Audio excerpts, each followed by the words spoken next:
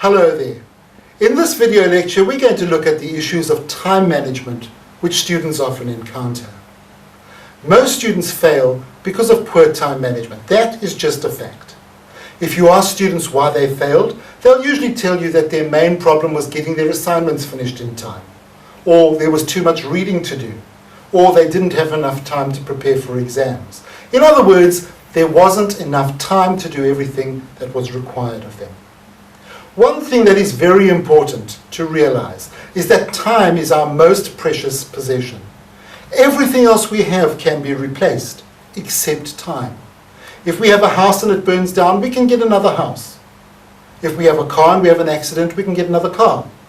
If we have a partner and we have a problem, we can get another partner. But time cannot be replaced. We only have a finite amount of time given to us, both in the semester and in our lives. And so we have to make the most of what we have. Now, one thing we hear a lot about at university is time management. What do we mean when we talk about time management? Time management is setting goals and organizing your time to make sure that you achieve those goals. Time management and goal setting are interrelated.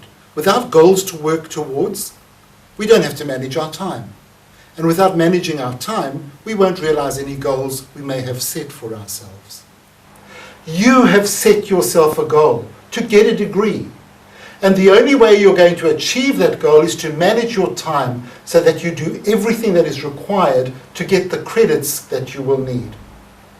So we can see that setting goals and managing our time are really two sides of the same coin. Now, some people think that time management is drawing up a timetable for every minute of their waking day, something like you see on the screen at the moment. And then they feel that they have to stick religiously to that timetable. This is not a recipe for time management. It's more like a recipe for suicide. You simply cannot account for every minute of your day. The stress will drive you crazy.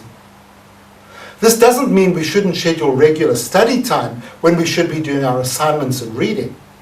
Just as lectures are scheduled, so too must your out-of-class study activity be scheduled.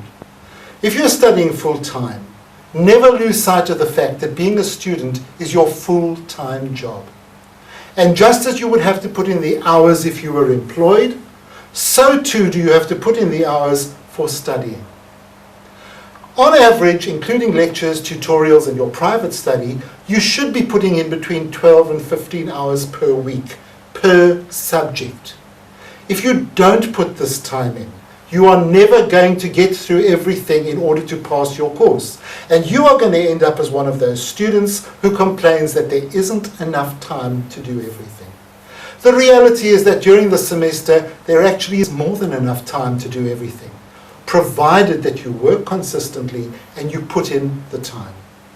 So the first thing you must do is, working on a 12-hour week per subject, subtract the time spent in class for lectures and tutorials.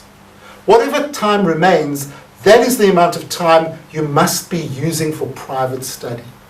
Let's have a look at an example. Once you know how much time you should be studying, you need to find time in your week when you can schedule the study time. Don't forget, however, that this time is scheduled for just one subject, and you will probably be doing 4 subjects at any one time. So this means that at 12 hours per subject per week, you have a 48-hour week on your hands. See what I mean about studying being your full-time job? Let's have a look at an example. For argument's sake, let's say you're doing a BA degree. One of your subjects is geography. You have 3 hours lectures a week and 2 hours tutorials and practicals. That accounts for 5 of your 12 hours. The remaining 7 hours must be used for reading for, preparing, and writing assignments. Establish when it's your best time to study. Are you a day person or are you a night person? If you're a day person, you may want to get up at 5 a.m. and schedule 2.5 hours on Monday and Tuesday to cover that 5 hours. On the other hand, if you're a night person, you may want to do the study between 9 and 11:30 on those nights in the evening. Select the time which is your optimum time for performing well. Now, once you have your timetable for study worked out, the next thing is to organize what are you going to do in this time. So let's go back to our example for geography. Of that 7 hours, you may wish to allocate 2 hours to reading and making notes for an assignment which is coming up. Then you may want to spend 2 hours doing preparatory reading for the week's tutorial. 1 hour could be scheduled for reading the prescribed text for your next lecture, and a further hour for integrating the week's lecture notes with notes from your readings. And the final hour can be spent doing revision for exams.